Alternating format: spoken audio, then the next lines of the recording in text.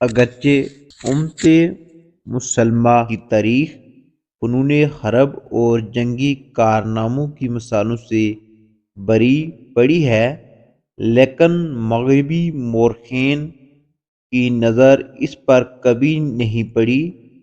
مورخین کو Napoleon Bonaparte, Julius کیسر اور چنگیز خان کے علاوہ کچھ نظر نہیں آتا۔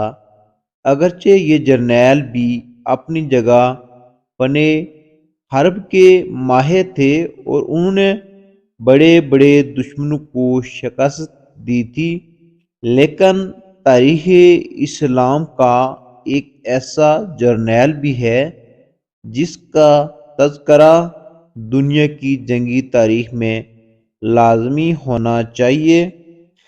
اس نڈر اور ناقابل شکست جرنیل کا نام خالد بن ولید ہے۔ حضرت خالد بن ولید کی بے مثال کامیابیوں کی وجہ سے رسول اللہ صلی اللہ علیہ وسلم نے سیف اللہ یعنی اللہ کی تلوار کے لقب سے نوازا تھا۔ حضرت خالد بن ولید 6 صدی کے آخر میں قریش کے قبیلے بنی مخزوم میں پیدا ہوئے۔ اس قبیلے کے لوگ جنگجو تھے اور جنگی مقاصد کے لیے گھوڑے پالتے تھے۔ ابتدائی عمر سے ہی حضرت خالد نے فنون حرب، گھوڑ سواری، تلوار و نیزہ بازی میں مہارت حاصل کر لی تھی۔ انہوں نے بہت جلد سیکھ لیا تھا کہ کس طرح اونٹوں کے ذریعے ریگستان کو جلد عبور کیا جا سکتا ہے اور کس طرح گھوڑوں کے ذریعے دشمن پر حملہ آور ہوا جا سکتا ہے۔ خالد بن ولید کے والد نے اپنے بیٹے کو عربی فنون میں ماہر بنانے کے لیے اس قدر محنت کی کہ نہ صرف ان کو تلوار اور نیزہ بازی سکھائی بلکہ انہیں زہر جیسے مہلک خطرے سے نمٹنے کے لیے بھی تیار کیا تاکہ وہ دشمن کی کسی بھی چال کا نشانہ نہ بن سکیں۔ 12ویں صدی کے ایک مورخ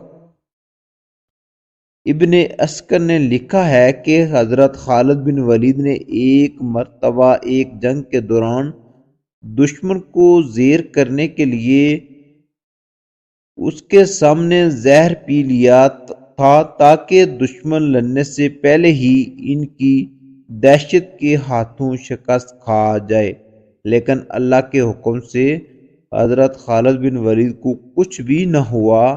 اسلام قبول کرنے سے قبل جنگ احد میں مسلمانوں کا شدید جانی و مالی نقصان بھی خالد بن ولید کی جنگی حکمت عملی کا ثبوت تھا، لیکن اسلام قبول کرنے کے بعد وہ نہ صرف مسلمانوں کے کمانڈر تھے بلکہ انہوں نے حضور صلی اللہ علیہ وسلم کے حلقہ قرابت بازو میں بھی جگہ بنا لی تھی۔ اصل میں قبول اسلام کے بعد ہی حضرت خالد بن ولید کا جنگی کیریئر شروع ہوا تھا۔ جنگ موتا میں جب رسول اللہ صلی اللہ علیہ وسلم کے مقرر کردہ تینوں کمانڈر یک کے بعد دیگرے شہید ہو گئے تو ایسے کڑے وقت میں خالد بن ولید نے فوج کی کمان سنبھالی، 3000 شکست خوردہ سپاہیوں کو ہمت دلائی اور اپنی بہترین جنگی حکمت عملی سے دشمن کے 20,000 سے زائد سپاہیوں کے لشکر کو شکست فاش دی تھی۔ خالد بن ولید کی کمان میں مسلمانوں نے اس قدر جنگوں میں فتح حاصل کی کہ مسلمانوں میں یہ تاثر پھیل گیا کہ ہماری فتوحات صرف حضرت خالد بن ولید کی وجہ سے ہیں، اگر یہ نہ ہوں تو ہم شاید جنگوں میں ہار جائیں۔ اس تاثر کو زائل کرنے کے لیے حضرت عمر رضی اللہ تعالیٰ عنہ نے کچھ عرصے کے لیے حضرت خالد بن ولید کو کمانڈر کے عہدے سے معزول کر دیا تھا۔ حضرت خالد بن ولید زندگی بھر شہادت کی خواہش دل میں لیے جنگوں میں لڑتے رہے۔ ان کے بدن کا کوئی حصہ ایسا نہ تھا جہاں تیر، تلوار، نیزے یا کسی دوسرے ہتھیار کا زخم موجود نہ ہو لیکن انہیں شہادت نہ ملی۔